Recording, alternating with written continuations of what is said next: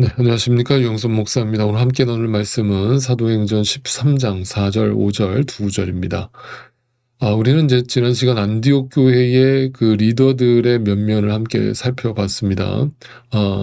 안디옥 교회 핵심 리더들은 전부 신분도 다르고 출신도 다르고 그 인종도 다른, 정말 어떻게 이렇게 다른 사람들만 모아놨지 싶을 정도로 그렇게 다양성이 있는 교회였습니다. 그러나 성령 하나님 안에서, 복음 안에서 하나 되게 하여 주셔서 그 하나된 교회로서 하나님 앞에 서 있었기 때문에 당시 믿지 않는 자들에게 최초로 그리스도인들이라고 하는 호칭을 듣는 교회가 되었고, 또 바울과 바나바라고 하는 최초의 선교사를 파송하는 정말 주님이 기뻐하시는 교회로 서 있을 수 있었던 것입니다. 오늘 바라옵기는 저희 함께하는 교회도 교회 안에 있는 모든 주의 일꾼들이 성령 하나님이 주시는 그 하나된 마음을 통해서 주님의 마음으로 교회를 사랑하고 교회를 섬길 때 주님께서 기뻐하시는 교회로, 또 믿지 않는 자들에게도 그렇게 불림을 받는 교회로 세워져 가기를 주님의 이름으로 축원드립니다. 그리고 이제 성령 하나님께서 안디옥 교회에게 사명을 부여하셨죠. 바울과 바나바를 선교사로 파송하라는 것이었습니다.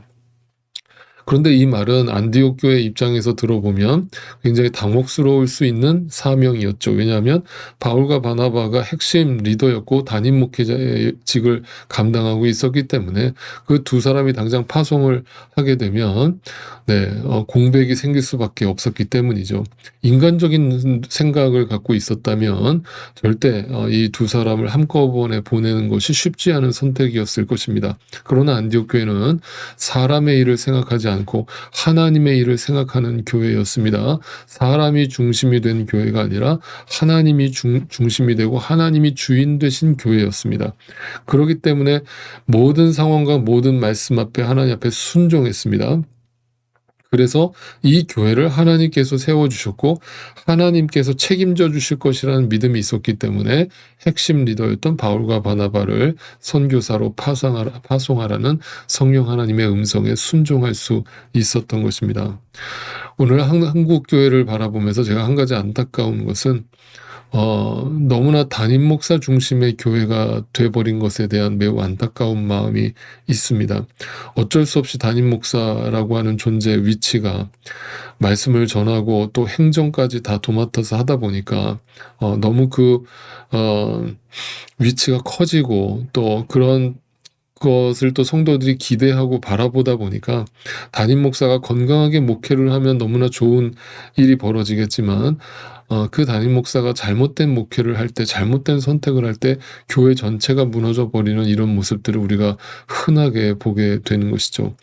이런 것들이 결국 사람에게 초점이 맞춰진 것에 대한 어떤 잘못된 열매로 맺혀지고 있는 것이죠. 여러분, 절대 아니라는 사실을 분명히 기억하시면 좋겠습니다. 오직 하나님만이 이 교회의 주인 되심을 절대 잊지 마시고, 누가 됐든지 담임 목사가 없어도 그 교회는 건강하게 유지되고 움직여져야만 그 교회가 하나님 안에서 건강한 교회라는 것을 알게 됩니다. 자, 그리고 나서 오늘 안디옥 교회는 드디어 하나님 말씀에 순종하여서 바울과 바나바를 선교사로 파송을 하게 됩니다. 자, 오늘 본문 4절, 5절을 함께 읽어보겠습니다. 바나바와 사울은 성령이 가라고 보내심으로 실루기아로 내려가서 거기에서 배를 타고 키프로스로 건너갔다. 그들은 살라미에 이르러서 유대 사람의 여러 회당에서 하나님의 말씀을 전하였다. 그들은 요한도 또한 조수로 데리고 있었다. 자, 여러분, 이 장면을 기억해 두십시오. 이 장면은 굉장히 감격스러운 장면이고 또 중요한 장면이라고 할 수 있습니다. 왜 그런가? 이 장면은 바로 복음이 땅끝까지 전파되는 그 시발점이 되는 장면이기 때문입니다. 하나님은 사울을 다메섹 도상에서 극적으로 만나 주셨습니다. 그리고 그를 구원하셨습니다.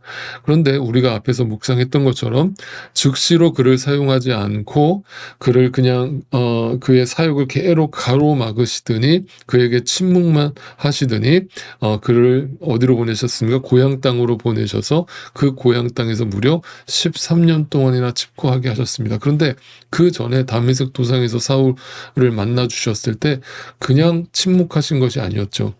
그냥 13년 동안 내버려 두신 것이 아니었죠. 분명 사울에게 약속을 주셨었습니다. 어떤 약속을 주셨습니까? 사도행전 9장 15절을 다시 한번 읽어볼까요? 주님께서 그에게 말씀하셨다. 가거라. 그는 내 이름을 이방 사람들과 임금들과 이스라엘 자손들 앞에 가지고 갈 내가 택한 내 그릇이다.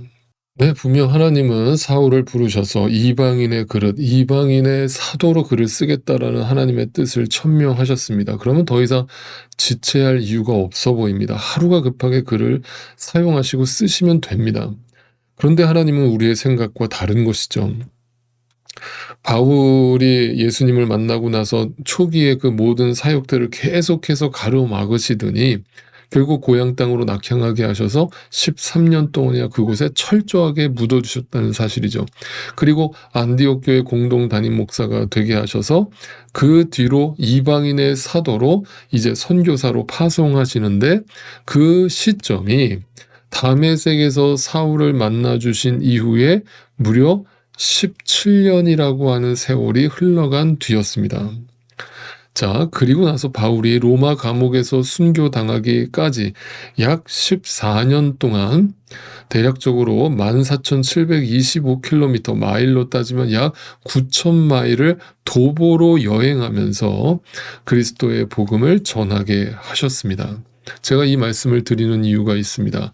실제로 바울이 하나님의 그릇으로 사역한 기간, 하나님의 뜻대로 쓰임받은 그 기간은 그가 하나님의 뜻을 기다린 시간보다 더 짧았다라고 하는 사실이죠.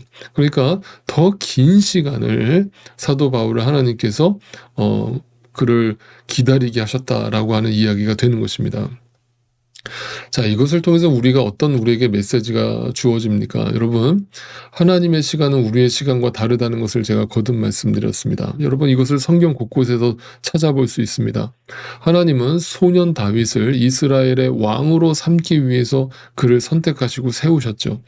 당시 골리앗을 쓰러뜨리면서 엄청난 센세이션을 일으키면서 정말 혜성같이 등장한 라이징 스타였던 그 다윗을 하나님은 그때 다윗을 왕으로 삼지 않았습니다. 그리고 사울 왕의 질투를 받게 하셔서 무려 10년 동안이나 광야 이곳저곳을 누비고 다니면서 도망자 신세로 살게 하셨습니다. 그때 다윗이 많은 시편을 지어서 그것이 오늘날 성경에 담겨 있지 않습니까? 그 시편들을 지금도 읽어보면 그냥 매일매일 눈물이 나는 거예요. 매일매일 침상을 눈물로 적시는 거예요. 탄식하는 거예요. 하나님 어디 계시냐고 절규하는 거예요. 네. 그런데 하나님은 그 다윗이 잘 나갈 때, 소년 다윗일 때, 골리앗을 쓰러뜨렸을 때 그를 쓰시는 게 아니라, 그를 오랜 시간 동안 묵혀두시고, 내버려 두신다는 사실이죠. 여러분, 모세도 마찬가지였습니다. 이집트 왕자로 40년을 살았습니다. 당시 이집트는 초강대국이었다고 그랬습니다. 초강대국 이집트의 왕자로 살았다고 하는 것은 정치, 경제, 군사 모든 분야에서 최고의 지식과 최고의 경험을 쌓았다는 뜻입니다. 다시 말하면 그때 모세는 세상에서 잘 나갔습니다. 그런데 그 모세를 하나님이 쓰시지 않습니다. 그리고 언제 부르셔요? 80세가 되었을 때 호렙산 떨기나무 가운데 타지 않는 불로 그를 부르셔서 주님의 일꾼으로 사용하십니다. 그때 그 떨기나무는 누구를 상징하겠습니까? 모세를 상징하여 아무것도 남지 않은, 아무 열매도 맺히지 않은, 이파리 하나 나지 않은 가시나무, 떨기나무, 그 가운데 타지 않는 불로, 영원한 불로, 성령의 불로 임하시는 모습으로 나타났습니다. 그건 뭘 의미합니까? 네 발에서 신을 벗어라. 모세야, 네 힘 빼. 너 지난 40년 동안 광야에서 목자로 살게 한 것은 내가 너를 버리려고 했던 것이 아니라 네가 떨기나무라는 걸 알게 하려고 그랬던 거야. 내가 타지 않는 불로 너에게 역사할 때까지 기다려. 이제 네가 80세가 돼서 아무것도 못하겠다라고 하는 그때 내가 너를 찾아와서 네가 약할 때 나의 강함을 이제 드러낼 거야. 이제 내가 너를 쓸 거야. 라면서 인간의 시간은 인간의 생각하는 그 시간을 초월한, 인간의 상상을 초월한 하나님의 시간을 우리에게 보여주시고 드러내 주셨던 것이죠. 여러분, 이것은 오늘에도 우리에게 동일하게 적용되는 것입니다. 하나님은 오늘도 우리에게 그 시간들을, 인간의 시간이 아니라, 우리의 시간이 아니라 하나님의 시간 속에서 응답하시고 역사하시는 거죠. 여러분, 그래서 믿음이 뭐냐라는 질문을 던질 때 그냥 한마디로 정의할 수 있어요. 믿음은 기다림이에요. 그런데 그 기다림은요, 감나무에서 감 떨어지기를 기다리는, 그냥 손가락 빨고 있는 낭비의 시간이 결코 아니라고 제가 거듭 말씀드렸습니다. 여러분, 믿음으로 하나님의 시간을 기다린다라고 하는 것은 무엇을 의미합니까? 그 전에 하나님이 반드시 약속을 주시죠. 말씀을 주십니다. 그러니까 그 믿음의 근거를 주시는 거예요. 그 믿음의 근거가 뭐예요? 하나님 말씀에 있는 거예요. 여러분, 말씀을 깨달은 자, 말씀을 먹은 자, 말씀을 받은 자가 기다릴 수 있습니다. 여러분, 그게 믿음입니다. 그 믿음은 하나님이 주신 거죠. 그래서 약속이 곧 말씀이고, 말씀은 빛이기 때문에 그 빛을 본 사람들이 내 안에 어둠의 시간 속에 빠져서 살지 않고 빛의 시간을 기다리면서 하나님 나라를 소망하게 되는 것이죠. 그래서 말씀을 받은 자, 약속을 받은 자가 기다릴 수 있습니다. 소망 가운데 기다립니다. 믿음으로 기다립니다. 하나님은 바울처럼, 아브라함처럼, 모세처럼, 다윗처럼, 이스라엘 백성들처럼 그냥 기다리게 하시는 게 아니라 그 말씀을 가지고 기다리게 하시고 그 말씀을 통해서 기다리게 하시는데, 그 기다림의 시간을 주신 이유는 뭡니까? 우리를 훈련하시고 연단하시는 게 목적이에요. 무슨 훈련입니까? 주님만 바라보는 훈련입니다. 그리고 주님의 때가 되면 반드시 우리를 사용하십니다. 바울은 주님을 만난 지 17년째가 되었을 때 드디어 주님이 17년 전에 약속하셨던, 나에게 주셨던 그 말씀대로 내가 이방인의 그릇으로 너를 쓰겠다라고 하는 그 약속의 말씀을 이루어 주셨습니다. 그리고 그 약속의 말씀을 받은 사도 바울은 약 14년 동안 지중해 전 지역을 누비고 다니면서 하나님의 말씀 속에서, 그 약속 속에서 자신이 경험한 그 하나님을 믿지 않는 자들에게, 또 믿는 자들에게 선포하면서 자신의 생명을 다 바쳐 주님께 헌신하게 된 것입니다. 사도 바울은 다른 게 아니죠. 그 하나님을 분명히 알았죠. 그 17년 동안 하나님을 아는 훈련을 철저하게 받았던 겁니다. 이게 하나님이셨군요. 이게 하나님이군요. 이게 하나님의 때군요. 이게 하나님의 방법이군요.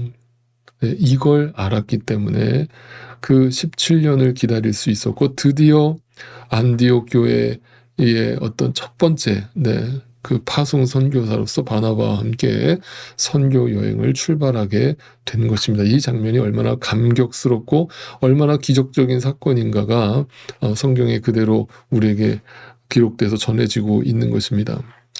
여러분, 하나님을 알아가는 것이 그래서 너무나 신비롭고 신기하고 또 재미있는 것입니다. 그 경험이 쌓이고 나면 그 순간은 너무 괴롭고 힘들었지만, 너무 고통스러웠지만, 그 하나님이 살아계셨음을 경험하고 하는 순간, 그 하나님의 시간을 경험하는 순간, 철옹성과 같은 믿음을 하나님께서 나에게 허락해 주셨음을 보게 되면서 그 믿음이 우리를 14년 동안 온갖 환난과 핍박과 고난을 겪으면서도 그 복음만을 전하며 그 복음만을 붙들고 예수 그리스도만을 증거하는 주님의 그릇으로, 주님의 사역자로 쓰임받게 되는 것이죠. 이것은 비단 저와 같은 목회자들만을 위한 말씀이 아닙니다. 우리 모든 성도님들이, 모든 하나님의 백성들이 이렇게 하나님의 때에 하나님의 방법으로 쓰임받는 존재로 부르심을 받았다라는 사실을 절대 잊지 마시기 바랍니다. 각자의 달란트는 다를지라도 하나님은 우리 모두에게 달란트를 허락하셨습니다. 그것은 은사입니다. 그 은사를 사용하셔서 하나님께서 하나님의 일을 이루실 것입니다. 그것은 하나님의 시간이 있습니다. 그러니까 우리가 해야 할 일은 약속의 말씀을 붙들고 그 시간을 기다리는 것입니다. 그 기다리는 게 마냥 그냥 넋놓고 기다리는 게 아니라 하나님이 훈련과 연단을 받으면서 기다리는 겁니다. 나를 죽이게 하시는 그 연단을 통과하는 것입니다. 그리웠을 때 우리의 입에서 나오는 고백은 불평과 원망이 아니라 전적인 하나님의 은혜였습니다라는 고백밖에 나올 게 없는 것입니다. 오늘도 나를 구원하시고 나를 훈련하시고 나를 쓰시는 그 주님의 시간을 경험하면서 그 주의 영에 사로잡혀서 영의 사람이 되게 하시는 그 주님께 감사와 찬양을 올려드립시다. 바울은 이 하나님을 만났고 이 하나님을 진심으로 사랑했고 지피지기로서 하나님을 알고 자신이 누구인가를 분명히 알고 사역에 임했기 때문에 어떤 상황 속에서도 두려워하지 않고 흔들리지 않는 신앙생활을 이어갈 수 있었던 것이고 결국 순교자의 길을 갈 수 있었던 것입니다. 사도 바울이 고린도 교인들에게 쓴 편지 가운데 그 자신이 무엇을 어떤 삶의 자세로 이 땅의 삶을 살아가고 있는지를 이렇게 고백한 장면이 있죠. 고린도 후서 6장 9절 10절을 마지막으로 읽어보겠습니다. 이름 없는 사람 같으나 유명하고 죽는 사람 같으나 보십시오 살아있습니다. 징벌을 받는 사람 같으나 죽임을 당하는 데까지는 이르지 않고 근심하는 사람 같으나 항상 기뻐하고 가난한 사람 같으나 많은 사람을 부유하게 하고 아무것도 가지지 않은 사람 같으나 모든 것을 가진 사람입니다. 여기 어디 불평이 있습니까? 어디 원망이 있습니까? 어디 스트러글이 있습니까? 그 하나님을 분명히 만난 사람, 하나님을 알고 나를 아는 사람, 그 사람이 사도 바울이었고 우리 모두가 이 사도 바울과 같은 고백을 하면서 이 길을 함께 걷게 되기를 간절히 소망합니다. 오늘도 주님의 시간을 기다리며 주님 주신 믿음 속에서 평안하실 수 있기를 바랍니다. 예수의 이름은